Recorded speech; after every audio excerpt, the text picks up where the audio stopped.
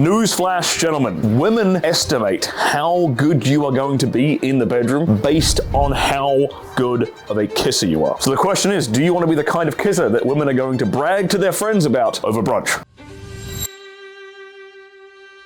Today we're going to go over some kissing do's and don'ts, so you can leave a lasting impression when you cross that threshold with a woman for the first time, which will also set the tone for the physical intimacy between you and that woman moving forward. So first of all, how does a man even tell if a woman is interested in being kissed by him? The more experience you have with this, the easier it is to tell. But there are some cues, some little signals you can start to look out for, which would indicate that she is somewhat receptive to that. It does take a bit of nuance. It does take the ability to read the room, but some things I will say that you can look out for. Strong, steady, flirtatious eye contact. Eye contact with a smile. Also, triangular gazing. Does she bounce back and forth between eye to lips on your face? Is she looking at your eyes and then your lips? If she's looking at your lips and your eyes, that's a pretty good indicator that she's thinking about being kissed by you. Other things. Is she generally initiating physical contact with you? You know, touching your arm, touching your leg during conversation, or even more outright and flirtatiously. Now, one of the biggest things that I am going to disagree with about a lot of dating, relationship, intimacy coaches on the internet, especially female ones. I'm going to tell you right here and now, gentlemen, do not ask permission to kiss her. This is a guaranteed way of showing that you have no confidence, no self-esteem. It's a guaranteed way of showing that you do not read body language very well. It shows a woman that you don't get it. Women want a guy who already understands a woman's non-verbal cues and signals that show she's receptive to things. Asking a woman, "Can I kiss you?" is such bad advice because it immediately puts you in a position of giving your power away and giving away all of the sexual tension. Here's an example. Right? Go through and read things like Mills and Boone and old school romance novels that bored, lonely, horny housewives read. When the guy kisses her, he just sees it on her face. She's staring at him and he takes her passionately. Am I saying you need to go up and just swoon and sweep women off their feet everywhere you go? No, because you need to have some calibration. This is 2024. I don't want you guys going all autistic and getting yourselves in trouble and getting slapped in the face. Think of it this way. If you're a guy that just gets it, if you're a guy that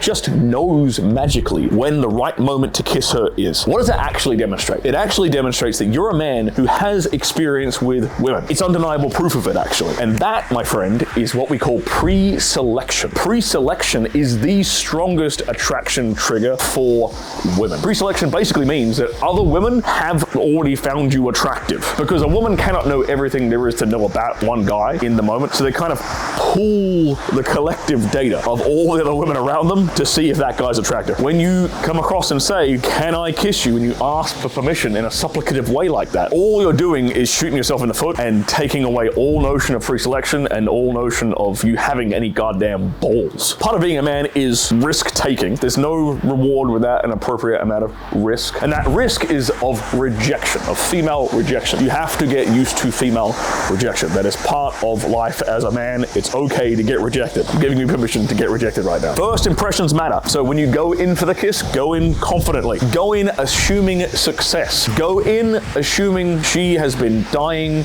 to kiss you all night. Don't half step, don't hesitate. Go in with full confidence. Doesn't mean be aggressive. You can still be smooth about it. Think of it this way. It's a calm, steady confidence. It's not a jerky, rushed thing. Have that thought in the back of your mind, she's been dying for you to kiss her all night. That thought should manifest and translate into good, confident body language when you go and actually go in for that kiss. It's always important to have good oral hygiene. Brush your teeth, floss, and very importantly, use a tongue scraper. All the bacteria that gathers on your tongue is one of the leading causes of having bad breath. Get your oral hygiene on point, and women will be far more receptive to being kissed by you when you don't have stank breath. Now, to add in a little bit of extra dominance, a bit of confidence, a bit of manliness into your kiss, kiss. What I like to do is actually put my hand on the back of her head, and maybe under her hair a little bit as I'm going in for the kiss. So I'm kind of guiding her head towards mine as I'm initiating that kiss. Maybe I'm putting my hand on her chin or on the side of her face as I'm going in for that kiss. Either way, I'm in some way like directing and leading her head and her body into mine. Rather than that awkward thing where like you make a move and she makes a move and like you're both kind of like waiting for who's gonna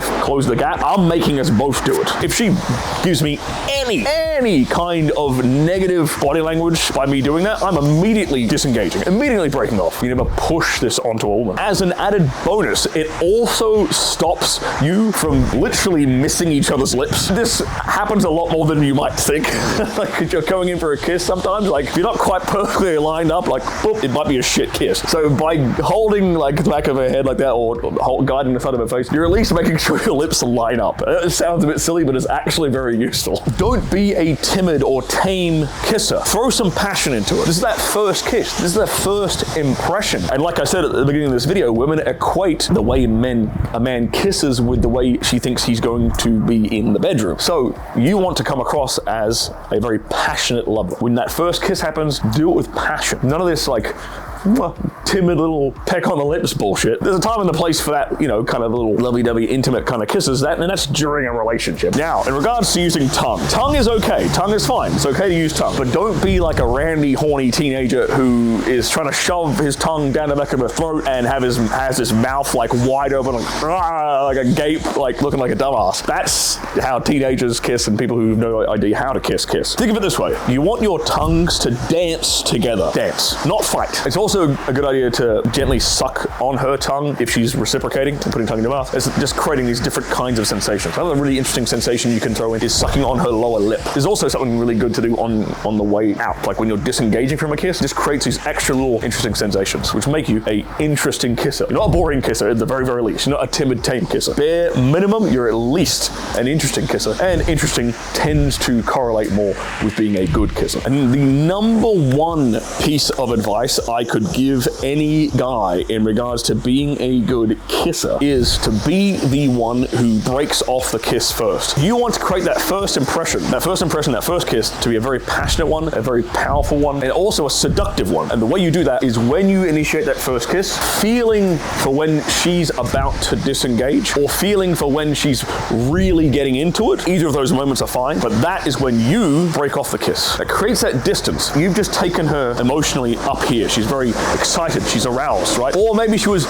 just about to break away because she didn't want to give you too much. But you breaking off that kiss first, creating that distance, disengaging, you're taking her up here emotionally and then you're taking it away. You're showing her what it's like to be without your affection and without your passion. She has to miss it to appreciate it. She has to miss it to enjoy it. And that's actually part of seduction. Part of seduction is this idea of what's known as coquetting, which is basically sexualized push and pull, stimulating and then taking away. With the contrast of it not being there, it allows you to appreciate something more. Doing that with a kiss is very, very powerful thing. And it's super easy to do. Any guy can do it. For some reason, guys don't. Guys just like chase it. They chase the kiss. They want to kiss more and more and more and more and more. And then she breaks away. So she's the one with the power in that dynamic because she's the one who took everything away. If you're the one, if the man is the one that takes the kiss away, it puts the ball back in your court. It gives you more power in the seduction process. Now, we're not trying to be manipulative here or anything like that. That's not what I mean by like power dynamic. What I mean by power dynamic is a woman wants to look up to you. A woman wants to be sexually aroused by you. The basics of that for male-female dynamics is her seeing you as a very sexual, powerful man, a man who's in control of his life, a man who can influence her emotions. That makes you attractive, that makes you seductive. Very, very basic concept of influencing a woman's emotions is to be able to take her up, raise her emotions, and then calmly, confidently take them away for a second. Show her the contrast, give that break. It's very, very powerful, and women absolutely love it. If you want to learn how to get better with kissing downstairs, then check out this video right over here where we go over some cunnilingus do's and don'ts.